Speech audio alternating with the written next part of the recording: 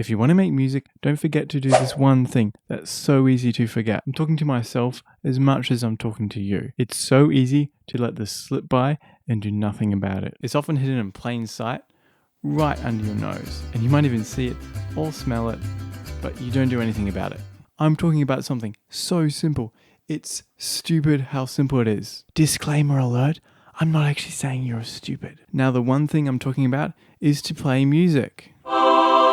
Practice your instruments. Open your DAW, your DAW, digital audio writer. Workspace. Sorry, It's easy to feel so down and depressed about your music and how bad it is. It's so easy to make excuses and just procrastinate. Kick the ball down the road. I'll do it later. Except, what do you do when the ball is going down the hill so fast that you can't even keep up with it? It's going faster than you can chase it. It might be too late. But take heart, because your music isn't as terrible as mine. And if it is, then you can only go uphill from here. See the piano?